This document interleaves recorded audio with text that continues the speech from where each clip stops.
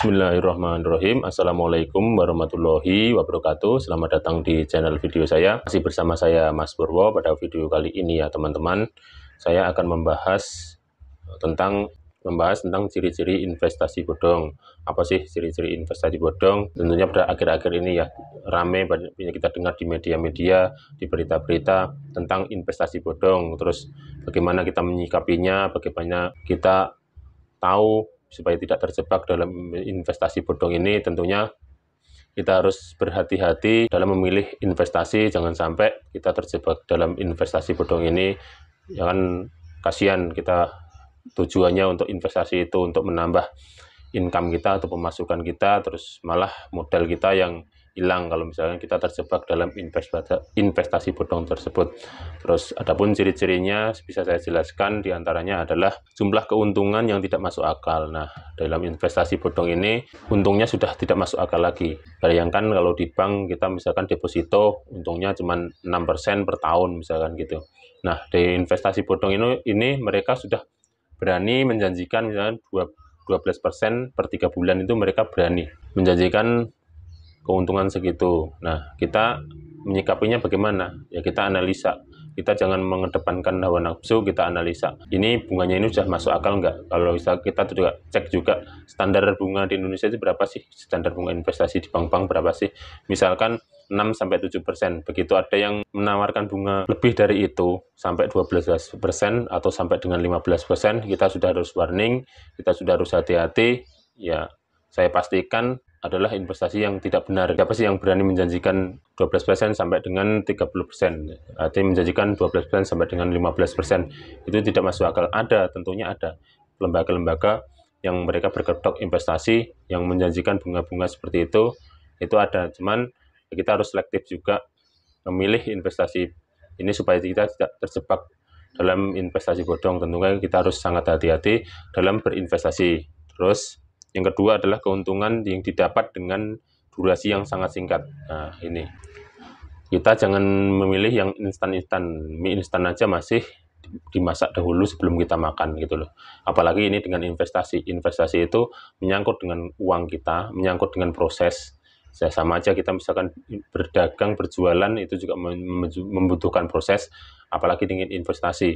Terus yang menjanjikan keuntungan yang besar sangat singkat itu di dunia ini orang juga banyak yang mau. Cuman itu juga nggak logis. Kalau sudah nggak logis di pikiran kita analisa ini sudah nggak masuk akal, mending jangan masuk di investasi itu, supaya kita juga tidak terjebak dalam investasi yang bodong. Nah, yang nomor 3 itu mereka mengklaim dirinya itu tidak ada resiko. Investasi di saya tidak ada resiko.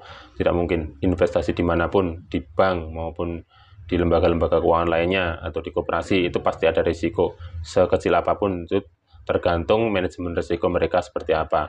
Nah, kalau ada yang menjanjikan tidak ada risiko, itu adalah mustahil gitu loh. Nah, itu Anda juga perlu waspada dari situ. Nah, yang keempat adalah membawa-bawa skema perekrutan. Nah, ini contohnya skema Ponzi atau skema piramida. Terus waspada kalau kita sudah investasi terus kita suruh mengajak orang lain, terus nanti kalau kita berhasil mengajak orang satu terus dapat imbal hasil berapa persen dari yang kita bawa itu, terus saja ke bawah gitu. Nah, kalau Anda sudah paham bahwa itu adalah skema Ponzi, maka jangan, itu langsung aja, itu nggak usah, saya sarankan itu tidak usah. Usaha skema Ponzi itu paling lama bertahan 2 tahun. Kalau nggak ownernya kabur, ownernya ya di luar negeri gitu loh. Nah, kalau owner kabur, Anda udah nggak bisa nuntut, apalagi yang ownernya di luar negeri. Makanya hindari skema Ponzi. Skema Ponzi juga akan menyusahkan kita. Kita suruh menyerokot orang, baru kita dapat imbal hasil. Nah, habis itu, setelah itu nanti kita juga akan ditagih-tagih juga apabila ada masalah. Itu yang dicari juga kita gitu loh. Kita yang merekrut, misalnya kita berhasil merekrut orang 10, 100 orang, apa kita yang misalkan ada masalah, nantinya yang akan dituntut kita sebagai agent gitu loh. Jangan misalkan kalau sudah mengarah ke skema Ponzi, sebaiknya Anda jangan ikut. Nah, yang selanjutnya adalah cara pengelolaan investasi yang tidak jelas. Nah, mereka tuh menjelaskan investasinya tidak tidak masuk akal kita. Misalkan cuman jualan kopi atau jualan air minum atau jualan elektronik, itu terus menjanjikan keuntungan kita sampai 30% atau 25% itu nggak mungkin gitu. Kalau kita nggak usaha sendiri misalnya gitu. Terus kita cuman diem aja terus dapat income 30% dari mana coba? Gitu, nggak mungkin. Berarti mereka itu untungnya sebenarnya lebih dari 100% loh. Berani kita ngasih 30%. Itu kan secara logika tidak masuk akal. Kalau sudah secara logika tidak masuk akal, ya saya sarankan berhenti dan jangan ikuti gitu. Dan selanjutnya tidak memiliki izin. Kalaupun investasi itu bodong, terus mendapat izin, itu pasti izinnya abal-abal. Sudah saya pastikan investasi bodong tidak ada izin. Ya, pemerintah tidak akan mengeluarkan izin untuk investasi bodong. Itu sudah melanggar hukum, masa mereka dikasih izin kan nggak mungkin gitu loh. Maka kalau kita cek legalitasnya, cek dulu legalitasnya, ini ada izin nggak, izin legalnya nggak gitu.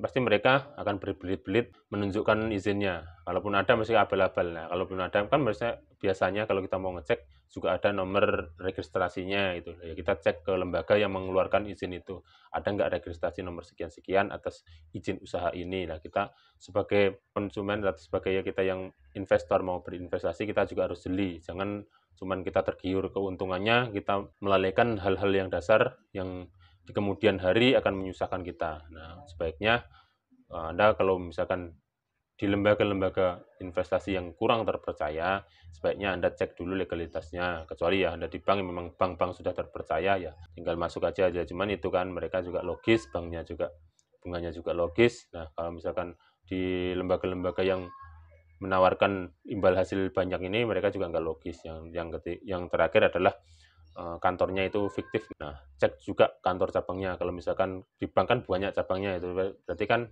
kita juga percaya, oh tempatnya di situ. Misalkan ada masalah, kita bisa datangi ke situ. Nah, kalau untuk investasi yang indikasi bohong ini, tempatnya mereka nggak jelas, kantor pusatnya nggak jelas.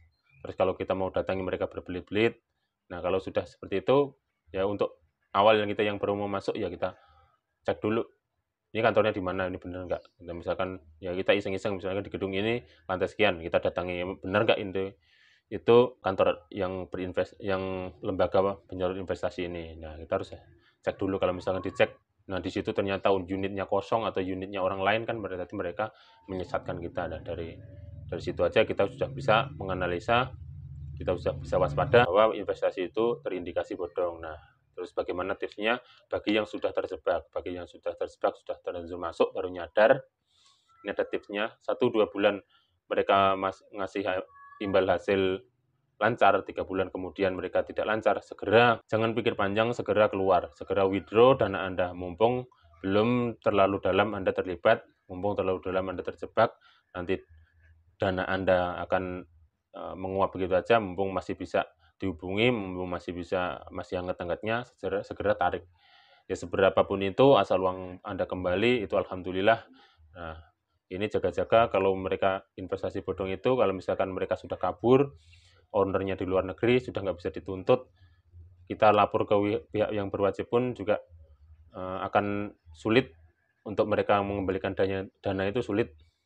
99%-nya dananya kita hilang, 0,01%-nya masih ada kemungkinan. Nah, itu untuk kita berjaga-jaga agar kita tidak terjebak dalam skema investasi bodong ini. Untuk kawan-kawan, ini buat pelajaran bagi yang mau berinvestasi, lebih jeli memilih lembaga investasi yang akan Anda percayakan uang Anda. Berpikirlah secara logis, karena kita mencari uang, mencari penghasilan, mengumpulkan Rp1, Rp2, tujuannya untuk masa depan kita yang lebih bagus.